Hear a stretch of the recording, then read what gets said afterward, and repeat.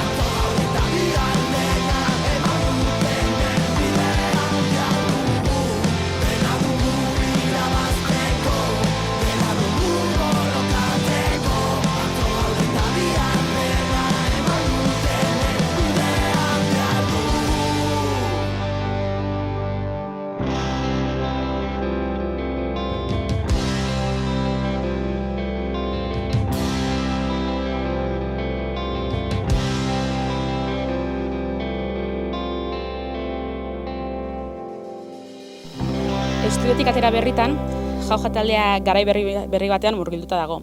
Lan berriak eta roka berriak esku artean, gaur haiekin hitz egingo dugu euren ibilbideaz, soinuaz, euskaraz, rokaz. Ez dakit lehenik eta behin, eskerrik asko onartzeagatik elkarrizketa. Zuei. Eta, bigarrenik, ez dakit pixka bat ikusleak jakiteko edo nola sortu zen taldea. Sortu zen duela 15-17 urte gutxi gora bera. Gu biok ez ginen taldean hortxe, baina taldeko eneko abeslariak eta oier gitar jolea, bai zeuden hor hasieratik. Gero ni sartu nintzen duela 2 urte, eta zu duela 5 urte hortikan. Eta, sortu zen taldea instituto batean, Biurdanako institutoan. Ez dakit nola den, ja eginda dagoen talde batean sartzea, lanera sartze hori nola den, ez? Azkenean, horren bertzeko ibilbidea duen talde batean, gehien bat, ez? Bai. Niri printzipiotik, hasieratik, oso gustora egon naiz, oso akogitu, oso, nola esaten da akogitu, oso... Bai, nada que primeran, bai, oso ongi, hasieratik, agian, hasieran, bai, zer? Jo nire egin genion frogatxo bat, gainera, en plan, casting gehi, toda la hostia, bai. Osa, ni adibidez hartu nintzen zuzenean, más o menos, nengoen ere haiekin beste taldetxo batean, non bertsioak eta egiten genituen, baina hori, era arasaiago batean, eta proposatu ninduten hori, Jaujan sartzeko, haien talde handiagoa edo ez dakit. Eta sartu nintzen zuzenean, baina ni frogatxo bat egin genion, eta makina.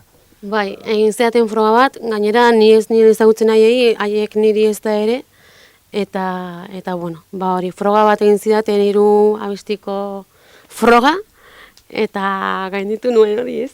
Así que errango dugu sartu berri edo orain dela ez horren bertze sartutako kidea izanik, ez dakit nola izan den kantak guzti horiek ikastaren prozesua ez, azkenean Hostia. 15 urteko ibilbide bat da, Bai.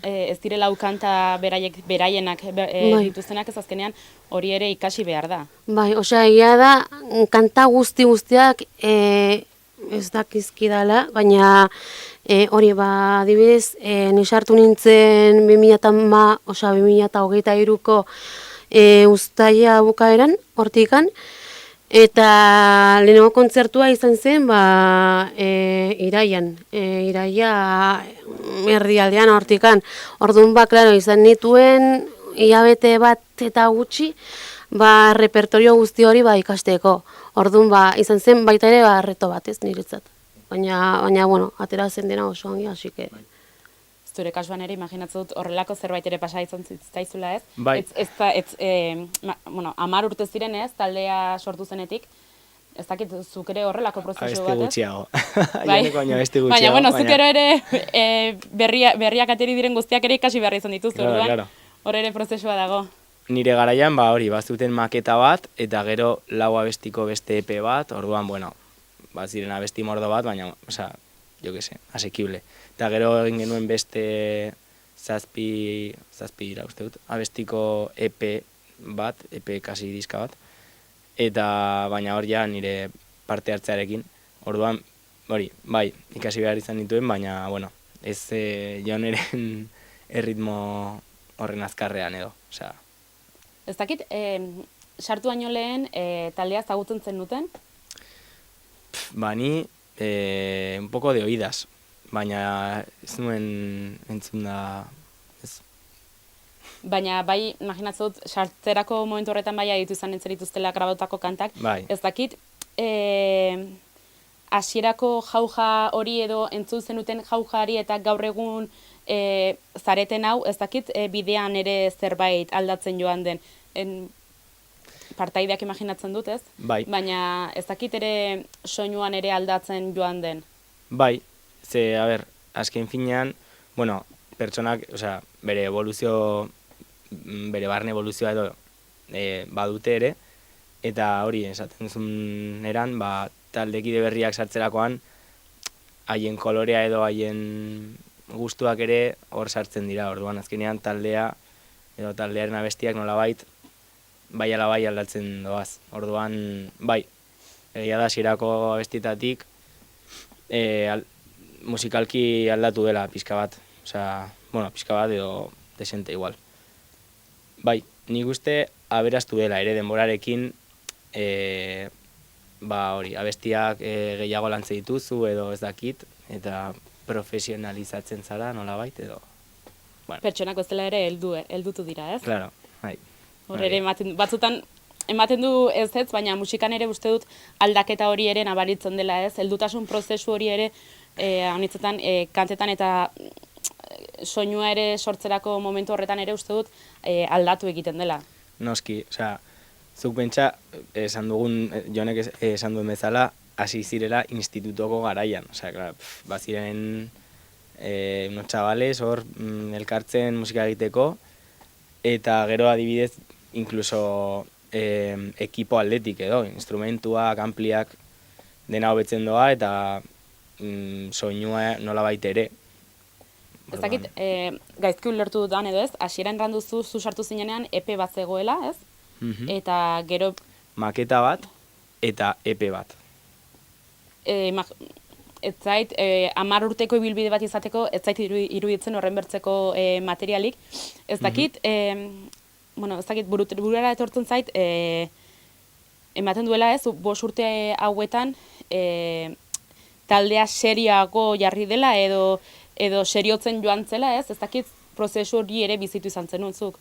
Ba bai, justo hori, esaten dudanez, bazuten maketa bat, uste dut 10 edo lako zerbait abesti zituela, eta gero EPA, 4 abestikoa, ja estudioan grabatu zuten modu profesionalean, eta hortik aurrera, ba bai, osea, gure intentzioa beti da estudioan grabatzea, kontzertuak ematea dirua lortzeko eta estudioan grabatu ahal izateko. Orduan, bai, geroztik hori, kalitatea igo da edo, ez dakit. Ez dakizuk ere horrelako zerbait. Bai, bueno, ni egia esan da ez nuen ezagutzen Jauja, orduan bueno, pixka bat hori. Osea, bai entzun ditudala orain, abestiak, hasierako abestiak agian, eta bai uste dut, Mikelek esan duen bezala ez.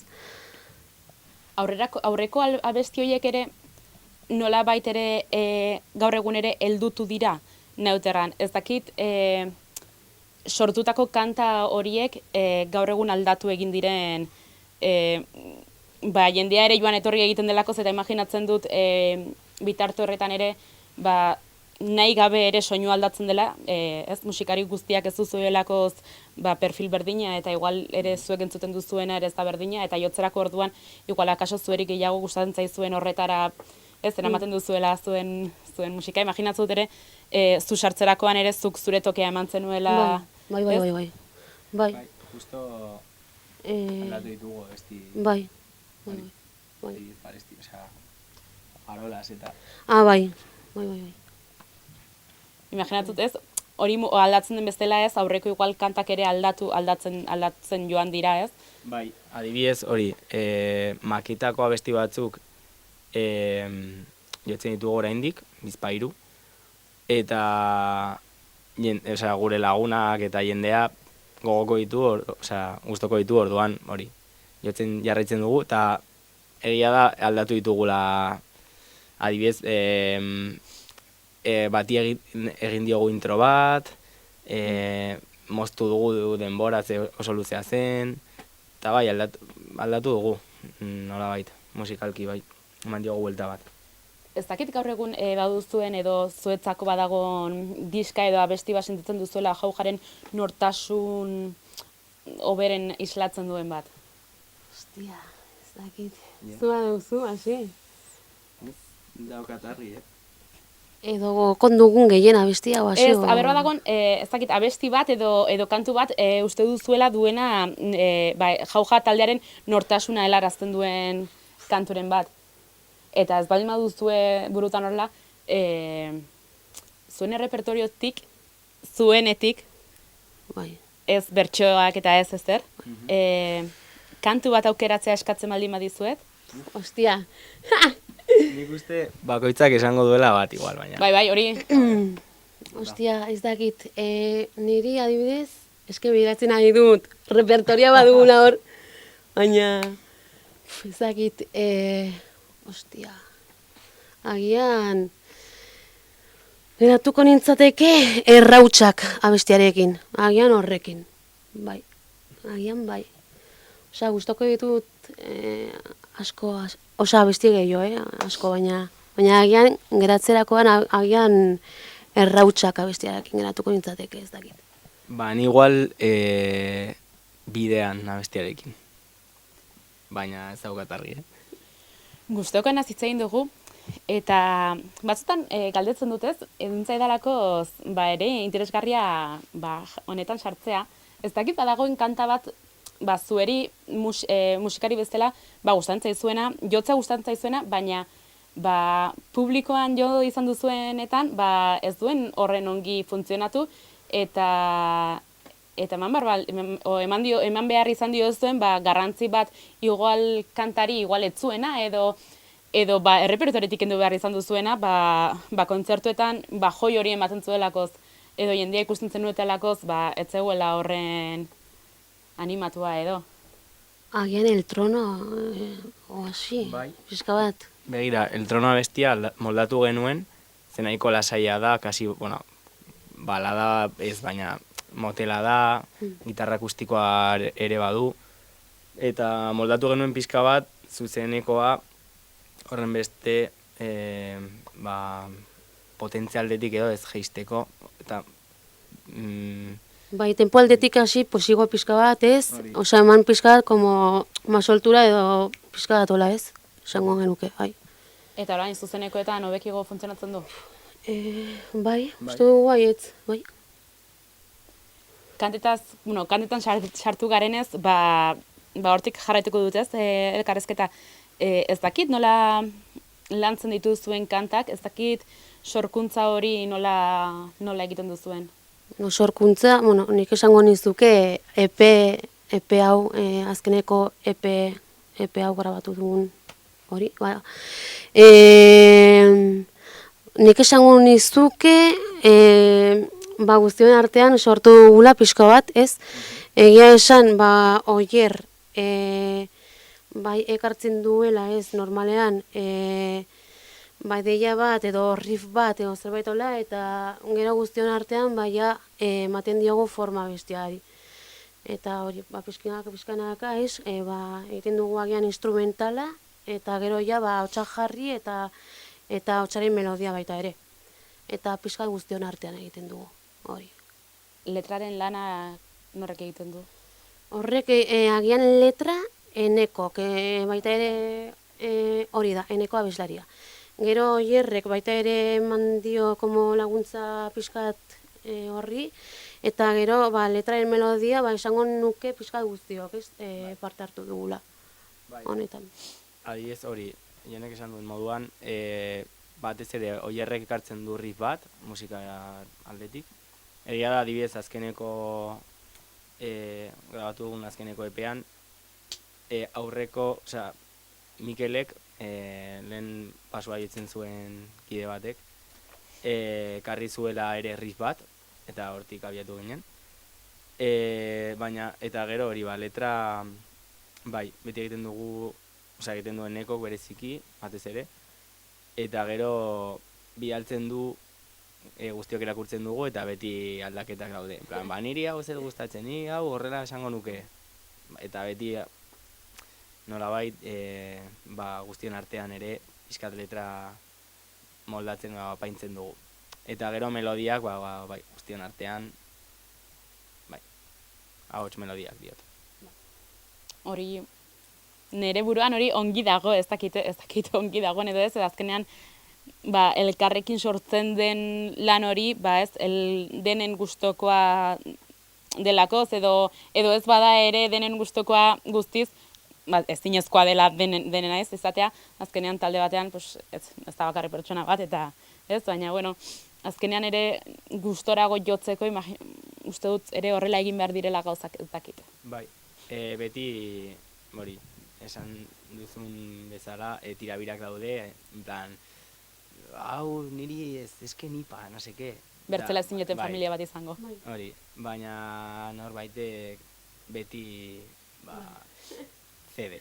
Bai. Baina, bueno, beti, osea, saiatzen gara denek gustora egotea. Adostasun batera heltzera, guztiok, bai. Hizkuntzan sartzen baldin banaiz, euskararen hautua naturalki ateratako zerbait izan da, bilatutako zerbait izan da, ez dakit. Ba, esango nuke biak, osea, naturalki, claro, letrak egiten ditu batez ere Nekok, orduan berari galdetu beharko genioke batez ere, baina, bai, nik uste dut naturalki ateratzen zaizkiola letrakola euskaraz, baina aldi berean ere, ba, saiatzen gara edo bilatzen dugu, ba, hori. Autopolitiko bata. Bai. Ba, ditugu ere letrak gaztelaniaz, egia da gure artean gehien bat gaztelaniaz hitz egiten dugula, baina, bueno. Hori, orduan, ba, naturalki ere letra batzuk hola sortzen dira, baina, bueno, bai. Uste duzue euskaraz egite horrek ere ateak ixten dituela? Eta erderazko kanta batzuk ere hor izate horrek ba, bertze ate batzuk ere irekitzen dituela? Bai, a ber, hori nik uste horrela dela. Osea, eske euskaraz letrak idaztea, ba, ateak ixten dizkizu, ze zure publikoa edo mugatzen duelako pila bat, egia esan. Osea, badago jendea ere, naiz eta euskara ez jakin, euskalduna ez dene, ba, musika euskaraz ere kontsumitzen duela, baina ez da ohikoena, esango nuke. Imaginatu adibidez, jo que se. Bueno, justo, ba, adibidez, Berri Txarrak nahiko famatua dela, incluso estatu mailan edo, gaztelaniaz abestuko balu. Osea, sería ya una locura. Baina, bueno, ez dakit, autopolitikoa da, edo, ez dakit. Ja, ez dakit hor, ez dakit nago, ez zurekin asados nagoen, ez, uste dut, ez, kasua jarraituko dizut ez, Berritxarrak taldeak erderaz egiten hasten baldin zituen bere kantak, utziko zuen Berritxarrak izatez. Bai, osea, hori argi dago, baina adibidez, Dober taldea, esan dezagun, haien letrak ingelesez idazten zituzten, eta izan ziren ultra mega ospetsuak, estatu mailan eta hemendik kanpo ere. Eta hori nik uste, osea, oso onak zirelako egia, osea, flipas grupazo, baina ingeleraz abesteak ere ateak irekitzen dizkizu, eta hori da geruzak bezala nire ustez. Osea, ez da zurekin ados nago, eta zenbat eta hizkuntza zabalagoa edo abesten duzun, ba orduan, osea, estadistikoa da, osea, quiero decir, baina bueno, hori da nire iritzia. Ez eta ez da ustut bakarrik zurea, nik nire buruan ere horrela pentsatzen dut, aunque musikari askok beti kontrakoa, nire pentsaren kontrakoa erraten didatela, ez? Ez dela horrela, eta gizarteak erakosten duela, ez dela horrela. Ez dakit. Baina, ez, ustut... Zenbaki kontu bat, nire... Debatea haunitzen batzen duen gai bat uste dut dela, ez? Ez dakit... Estilo askoren artean ere mugitzen zaretela errango nuke, ez dakit metal, punk, rock, ez dakit zuen soinu etiketa bat eskatzen baldin manizueke, ez dakit jakingo zenuten zerbait erraten. Osea, nik ez dakit oso ongi ze etiketa jarri, ze zuk esan bezala, como madira estilo guari ez duguna. Baina, bueno, esango nuke agian, barroka ez, eta gero kon matices. Pues, agian abesti batzuk poperoagoak, melodikoagoak, agian batzuk hori, agian kaina gehiago sartzen diogu bai gitarrari, bateriari, ez pixkatola. Orduan, baina, bueno, enzi orokorrean esango nuke agian pixka roka egiten dugula. Gaurko egunera bueltatuko gara eta, bueno, errandu zuen bezala zuk gehien bat, estudiotik atera berri zarete. Ez dakit ez moduzko esperientzia izan da EP hau grabatzea, jende berriarekin, ez, gainera? Bai, niretzat, gainera da nire lehen aldia estudio batean. Grabatu dugu Erbiti estudioan Josu Erbitirekin. Gainera, bera izan zen nire bateria irakaslea, orduan puntazo, la verdad, super ongi. Eta uste dut soinu ikaragarri ona atera duela. Eta, no sé, nik egon naiz super gustora berarekin. Eta pixka bat hori, ez dakit. Bai. Adibidez, aurreko grabaketetan Julen Urtzaizekin aritu ginen, laguna dela eta kriston produktorea eta makina bat, baina justo agenda betetatzeukan eta grabatu nahi genuen, orduan esan genuen, banga, aldatuko dugu. Eta erabaki hona izan zen nik ustez, Josuk ere, kolore ezberdinak ere atera dio gure musikari edo asko lagundu gaitu. Bai.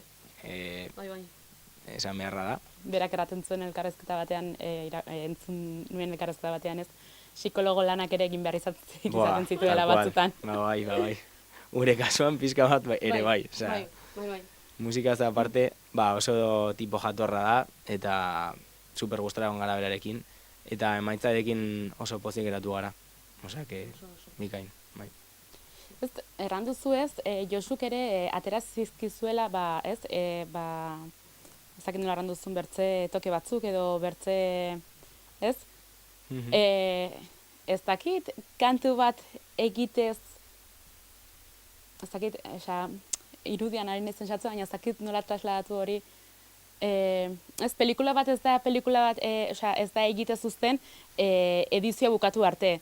Ez dakit kantuan berdina gertatzen denez, eta kantu bat ez da egitez uzten, ez, grabatzen den momentura arte. Ez dakit horrela den, eta edizioan ere aldatzen den. Inkluso, bueno, hori, estudioan gauza asko aldatu ditugu, osea, sartu ginen estudiora, bueno, abestia praktikamente egin, baina gero gauza pila bat aldatu ditugu, bai soinu aldetik, bai komposizio edo struktura aldetik, melodia aldetik hasi ere bai, eta produkzio aldetik ere, eta horretan Jesuk asko lagundu gaitu. Eta inkluso ja abestia grabatua zegoenean, aldaketak egon dira ere, edo, azken unera arte, gauzak aldatzen. Ez dakit gauza horiek ere nola eramaten dituzuen talde bezala, nahi dut erran, ez? Orduak sartzen dituzue entsaiu lokalean ensaiatzen, produktu bat uste duzue baduzuela, joaten zarete grabatzera eta gure produktua etzen guk uste genuen produktu hona hori ez. Ez dakit hori ere nola eramaten duzuen, edo nola eraman duzuen talde bezala. Eske hobetu da azkenean guzti hori ez, orduan uste dut onera joan dela ez. Orduan, bai egin genuela demo bat hasieran, eta demo hori baita ere aldatu da asko grabaketa egin genuenean ez, uste dut. Orduan, no se, eta guztia uste dut hobera joan dela.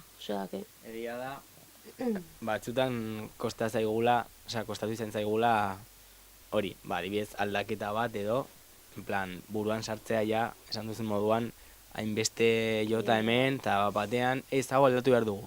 Jodas, hau kendu behar dugu, pero si. Bai, kostatzen da batzutan, baina, bueno, azkenean hori guztion artean adostasun puntu bat aurkitzea da, eta hori, gustora eta pozik geratu gara, baina bai.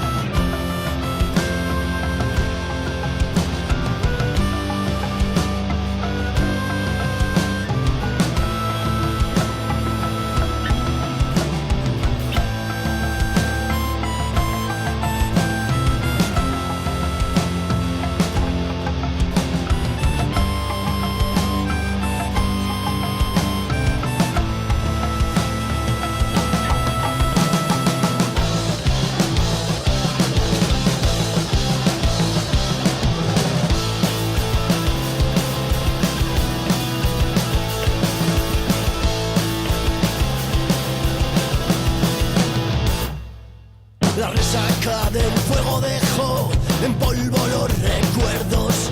La última calada que anuncia un nuevo amanecer. Dispararás hoy restos del ayer. Ruleta rusa, nacer para vencer. No reniegues hoy de lo que hiciste ayer. Son capítulos de un mismo papel. Elkarrekin igarotako gure rock and roll gauak.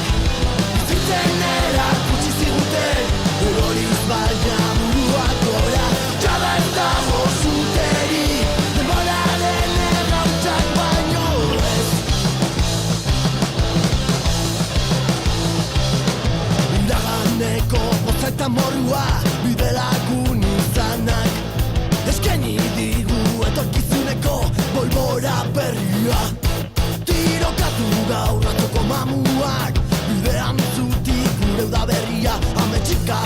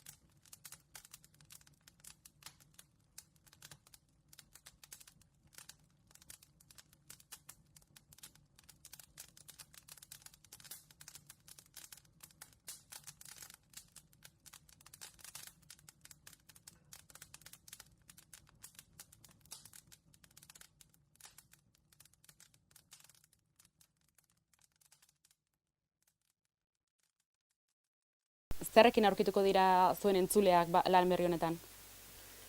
Lau abesti, esango nuke nahiko ez lau izan da, hor hain gutxi, hala ere oso desberdinak haien artean, bai.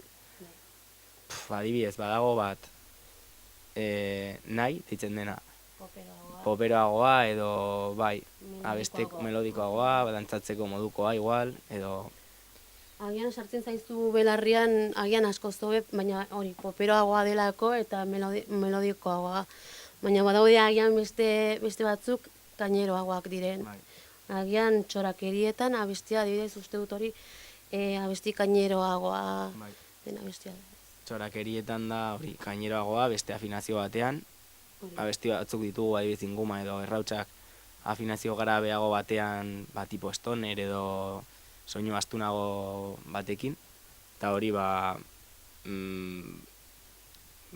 hori, linea horretan edo doa, eta gero beste biak ezin izango zen hard rock moduko bat, edo ez dakit, rockeroagoa, eta igual arratoien dantza, izango litzateke igual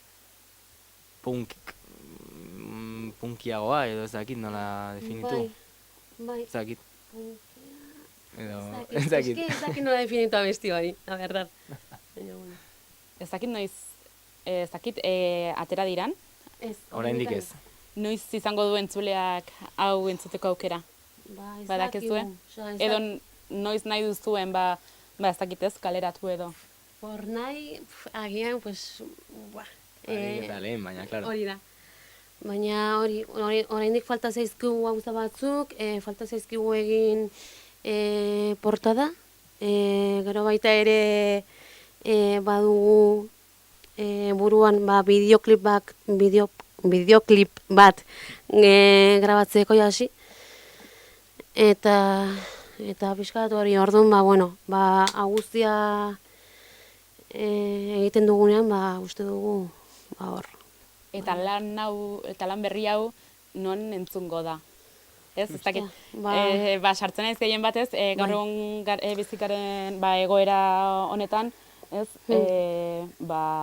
Spotifyeri egiten ari zaion boikot honetan, ez dakit zuek ere horretan pentsatu duzuen, badaude ja, ez, musikariak eta taldeak beraien kantak ekendu dituztela plataformatik, ez dakit zuek zerretan pentsatu duzuen. De hecho, duela aste batzuk, justo honetaz hitz egin genuen, eta erabaki genuen ez guztion artean, jauja Spotifytik kanpo egotea, eta beste plataforma batzutan jartzea gure musika, ez? Bai abesti zarrak eta bai datozen abesti berriak, ez?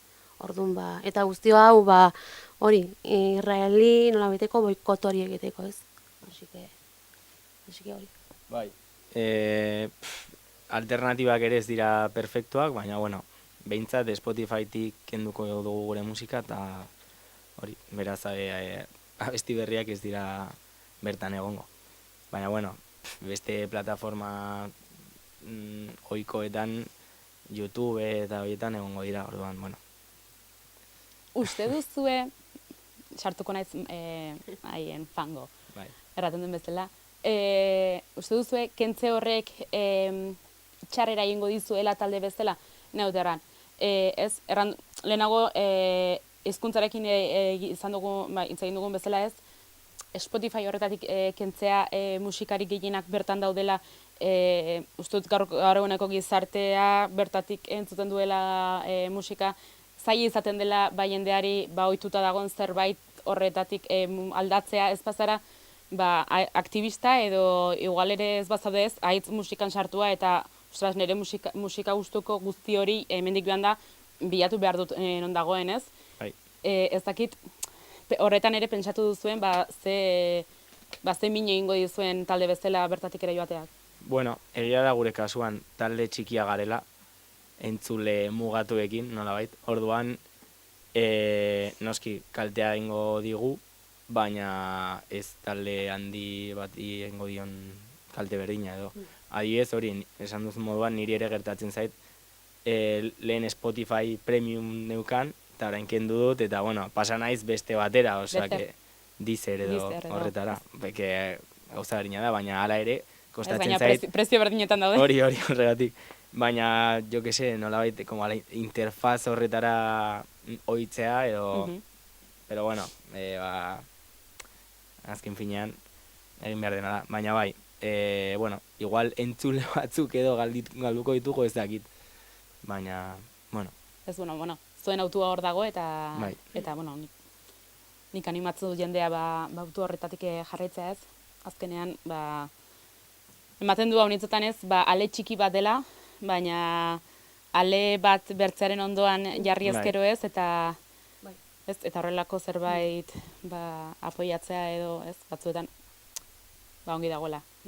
falta dena da, talde handiek ere Berdina egitea ez. berdina egitea. Bai. Zailagoa da, ze haiek azken finean bertatik ere dirua jasotzen dute, eta haien lana edo ez dakit denez, igual hor puntu hori zailagoa da, baina bueno,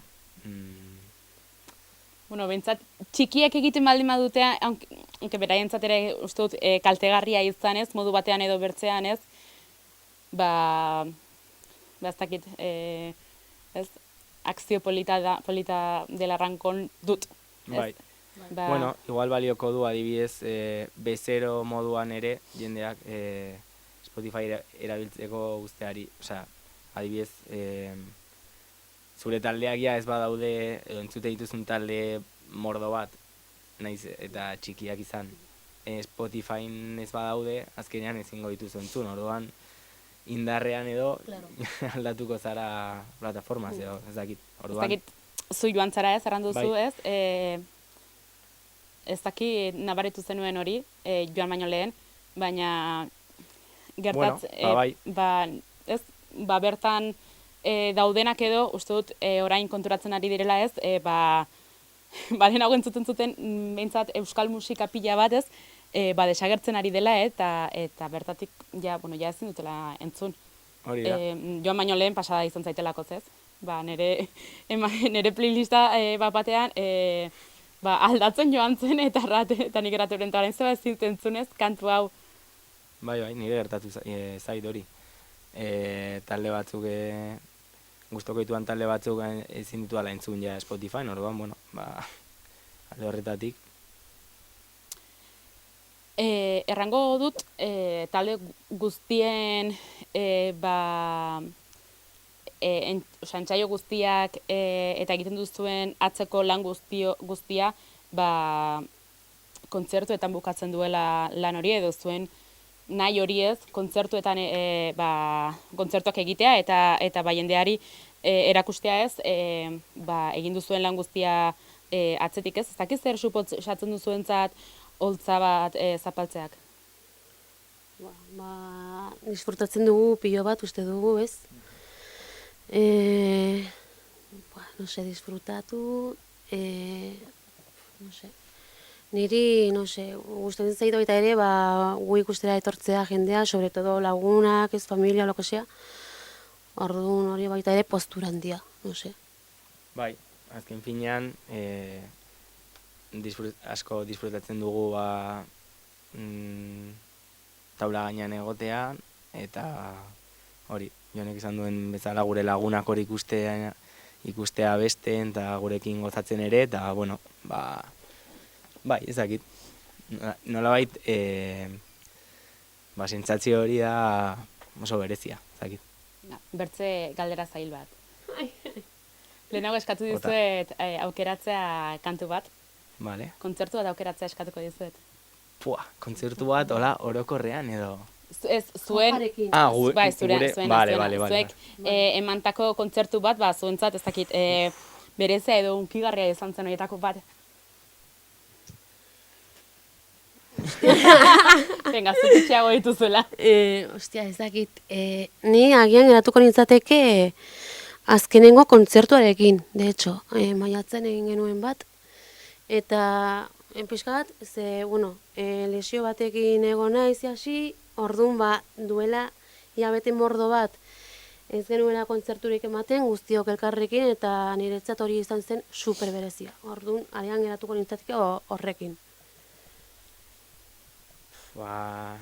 ez dakit, ez daukat argi. Esango nuke igual, Bartzelonan eman genuen La Descomunal gunean eman genuen kontzertua igual, ez kontzertu beragatik, baizik eta esperientziagatik. Baina kontzertua, igual, Añorbeko-etako bat. Eske, Añorbe da Enekoren herria, eta beti deitzen gaituzte eta super, hori, jatorrak dira, eta beti hori. Ba bai, esango nuke igual Añorbeko-etako bat, ezakit. Ez dakit zer emana duzuen publikoarekin zuen kontzertuetan. Bueno, gehien bat gure publikoa gure lagunak dira normalean. Bai. Orduan, primeran, osea, hor daude beti, bai. Eskerrik asko lagunak bertan. Eskerrik asko lagunei, bai, etortzagatik, totalmente. Familiari ere, Bai. eta, bai, batez ere, oiek, orduan, publiko deluxe. Gertatu zaizue kontzertu batera joan eta publikoan egotea, ez ezagutzen ez zenuten norbait egotea, baizik eta ez dakit, gero norbait hurbiltzea eta edo ikustea norbait dandolo todo kontzertu batean eta erratean nondik atera da pertsona hau. Bai, osea... Eta, sorpresa hon bate eramatea, ez? Bai. Bueno, agian bai. Bai, noizbait gertatu da. Bat ikustea hor abestiak abesten, eta, en plan, hostia, ez dakigun orden hori, eta kriston poza hori, bai, noski. Eta gero, ezagunak direnak, igual ez lagun hurbileko lagunak edo, baina, bueno, ezagunak eta etortze, eta joder, ze ongi, no seke, no lo había oído, que guai, tal. Eta hori, postazuna... Gero, nire horitzen naiz, kontzertu batean baita ere, neska batek eskatu gintuela puak eta baketak baita ere, osea que yo me quedé como, bueno, por supuesto, ma. Gazteagoan nintzenean errango dut nik ere egiten nuela hori. Bai. Ni baita ere, osea que... Ez horren gutxi bota nuen baketaren bate nire gelatik, en plan, ez dakit zerrena den, ja baketa hau. Bai. Ez dakit nola ikusten duzuen tokiko estena edo Iruñerriko eta Euskal Herriko musika estena gaur egun. Ez dakit, bota eta gero jarraituko dut. Vale. Bueno, gure kasuan edo gertuko, Iruñerriko estena, gure kasuan,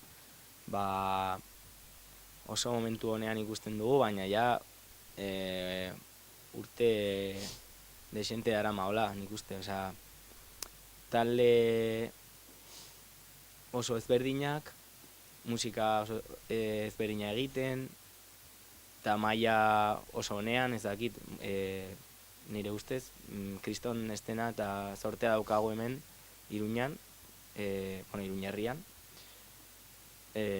hori, dugun estenarekin, ez dakit. Eta Euskal Herri mailan ere, noski, areta anitzagoa da, oraindik, eta oso estena eta talde potenteak daude. Bai. Ez dakit, uste duzuen edo nabaritu duzuen, bertzatzuk nabaritu dugun bezala, gero eta, ez dakit nola erran, influentzia gehiago edo txikiagoa ginenean edo gazteago ginen ematen zuen euskal panorama hori gaur egun ez dagoela eta kanpoko influentzia handiagoak daudela eta ematen eta aldatzen joaten ari dela gehien bat kontzertuak ematerako orduan edo kontzertuak saltzerako ordu momentu horretan ez dakit zuek ere nabaritu duzuen hori aldatzen joan dela.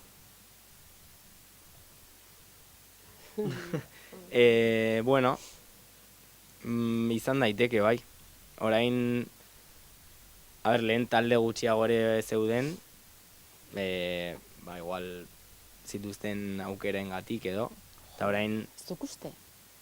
Bai, adibidez, edo honore zuen olako katxarro bat, olako ampli bat, oso garestiak zirelako, igual gutxiago zeudelako, inkluso, ez dakit, eta orain, bueno, eta musika ezberdina zelako, igual lehen ekipo edo gauza gehiago behar zen dituen, eta orain kasi ordenagailu batekin, begira Txilmafia, osea, molatu zait, que bueno, Txilmafian ere Edo jartzen du kanteak. kriston musikariak gaude, Ez dakit baina hori, ezagutzen ordenagailu batekin egin dute Bai, musika bai. guztia, okazio guztia, eta begira nora ailegatu diren. Eta igual kontzertuak ere, bai, lehen, bueno, ez dakit, orain makrokontzertuak ematen dira, eta igual lehen ez zegoen hori, igual horren hori presente edo egunerokotasunean, ez dakit. Ez dakit, uste duzuen, gero eta jendeak, gero eta kontzertu handiagoetara joaten ari den horretan, uzten ari dela joatez gero eta kontzertu txikiagoetara, edo ez dakit ez, ematen du gaur bizi garen gizarte honetan, ematen du 4 talde daudela. Ba, bai. 4 talde horiek kontzertuak ematen dituztenean dena saltzen dela eta ematen du bizi garen gizartean eta Euskal Herri honetan ematen du ez daudela kontzertu gehiago eta hemendik beti animatzen du jendea ez, ikustera dauden kontzertuak eta kartelerak edo dena delakoa ez, azkenean, zuk eran duzun bezala pila bat talde daude, eta talde horiek normalean ez bada asteburu bat, hurrengo asteburuan badute kontzertuak ez, eta uste dut hori ere aldatzen hasi beharko ginakeela, eta animatzen ez, jendea kontzertu txikiagoetara joaten, eta dugun musika panorama honetan aukera hori ematen ez, bertze talde batzuei ere. Ba, bai, guztiz ados nago esan duzunarekin. Bai, orain badirudi bakarrik makrokontzertuak gaudela edo ez dakit. Osea, eta asteburura kontzertu txikiagoak daude, kriston kontzertua gainera, tabernetan, gaztetxeetan, aretoetan ere, baina, bueno, hori handiagoak dira, baina bai. Eta, ez dakit, jende asko, osea, adibidez, badago jendea, zaharragoak direnak igual. En plan, eske lehengo musikoa zen la hostia, eta ez dakit zer, eta oraingoa mierda bat da, ez dakit zer. Eta gero beste batzuk gazteagoak, non zeinek entzuten dituzten hori 4 talde horiek edo, en plan, baina eske hori es muy ruido, ez da nire gustukoa, ez dakit. Osea, nik uste daudela prejuizio handiak ere, alde horretatik, musika entzuteko. Eta, bai, eske kriston taldeak daude hortik biratzen, eta batzutan ez dira ailegatzen publikora edo ez dakit zer gertatzen den, baina, bai, pixka bat pena ematen du hori. Ez nik pixkat hori, bai. Ez dakit, gizartearekin jarraituko dut ez dakit, zelenago ere erranduzue, atera behar duzuen epe berrian, ere pentsatzen ari zaretela ez, bideoklipak grabatzea, eta ez, kantu bati irudia jartzea. Ez dakit, gaur egun beharrezkoa ikusten duzuen kantu batek irudi bat behar duela, edo zerbait behar duela bizigaren gizarte honetan, gehien bat. Gehien bat sare sozialen influentzagatik edo ez dakit ez. Ez dakit, beharrezkoa ikusten duzuenez, zuek erran duzuez, 4 kantuko epe bat atera behar dugu, eta 4 kantu horietako bati, behintzat bati, ez dakit gehiagoetan pentsatzen ari zareten ez, behintzat bati irudia jarri behar diozue. Ez dakit, beharrezkoa ikusten duzuen hori ere. Bueno, beharra agian ez, baina, bueno, uste dut baita ere, askotan agian, bideoklip batekin baita ere agian hurbiltzen zara agian gehiago jendeari. Ze agian ikusten zaitu baita ere pantailan hasi ez, orduan, baina bueno, ez dakit. Bai, igual.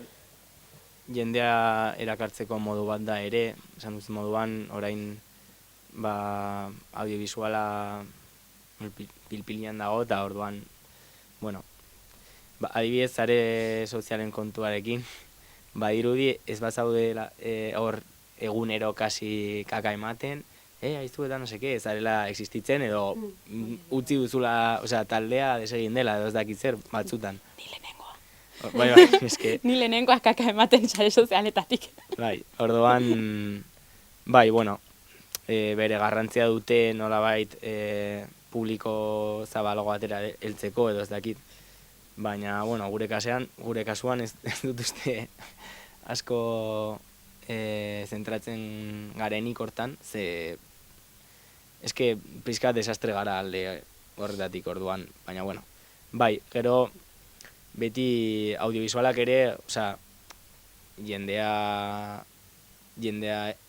heltzeko hortaz aparte, guri ere gustatzen zaigu, osea, guk ere kontsumitzen ditugu bideoklipak eta gustatzen zaigu alde artistiko hori edo beste esparru hori, ez dakit, orduan, bueno. Ez dakit etorkizunera begira nola ikusten duzuen taldea, eta ez dakit zein amets edo helburu dituzuen hemendik gutxira. Ez dakit, no se, amets, osea, baina... Bueno, ez dakit zerretan pentsatzen ari zareten, hemendik, ez dakit lanean jarraituko duzuen... Bai, osea, agian konposatzeko aukera baldin badago, segi aurrera, ez? Eta, bueno, momentuz, baita ere hartu dugu basu jole berri bat, auritz, orduan baita ere, bera prestatu behar da kontzertuak emateko jasi, eta gero hori, esan dudan bezala, konposatzeko aukera baldin badago, eta grabatzeko aukera baldin badago baita ere, aurrera. Kontzertuak emateko ere imaginatzen Hori da, bai. Ez dakit lan hori ere, marketing edo publizitate lan hori ere zuek egiten duzuen, dena etxean geratzen den. Ez dakit horretan ere, ez dakit nolako lana den hori, zueri etortzen zaizkizuen proposamenak edo zuek ere bilatu behar dituzuen proposamenak kontzertuak ematerako.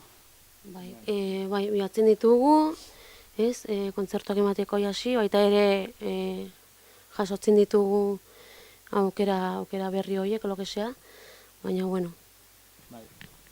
Azken finean hori beste atzean edo ikusten ez den beste lan bat da. Bai, hori, batzutan deitzen gaituzte, beste batzutan bilatu behar ditugu kontzertua, bueno, hortan gabiltza, bai. Nik azkeneko kaldera bakarra dut, baina ez dakit zueri zerbait geratu zaizuen, taldeari buruz hitz egin ez duguna, zerbait gehiagotaz hitz egin nahi duzuen, badagun zerbait ez duguna... Bueno, igual esan duzuna, hori, orain basu jole zaldatu gara, sartu berri da auritz, auritz berez, bueno, gitar jolea da, orain basu jole bezala sartu da, baina lehen erdoil taldean aritu zen, gitarra jotzen, eta makina bat da, orduan. Bueno, gogotxu beha ze ekarpenak edo bere ekarpenen esperoan edo ezakit, nola baita. Bada makina bat. Bai, eta bueno, zuzenean jotzeko gogoekin ere, ze Jon egon da lesionatuta denbora luzez, eta orduan, bueno, orain ja hobe dagoela edo gutxi gora bera. Eneko baita ere. Eneko baita ere, bueno, orain badugu belaunarekin nor. Bai, baina, bueno, orduan hori, zuzen, aspaldi ez ditugula kontzertuak ematen, orduan, gogotxu kide berriarekin eta zuzenekoa prestatzeko, eta, bueno. Espero dut lata sobera ez ematea basu jole berriak eta kantu sobera ez aldatzea. Ez, baina, bestela ongi ere. Eta, nire, galdera edo mezu bat bidaltzea eskatzen dut normalean bukaeran,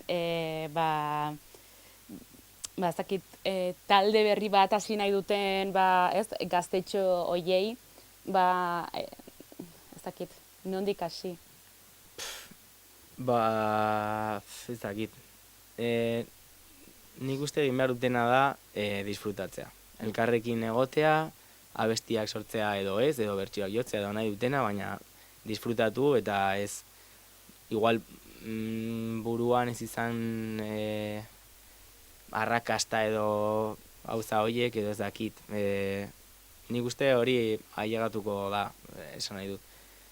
Hemen Iruñerri mailan talde potenteenak ez diren hasi hola pentsatzen, eske, venga, vamos a hacer esto, lo otro, nolabait naturalki arrakasta edo heldu zaie edo ez dakit.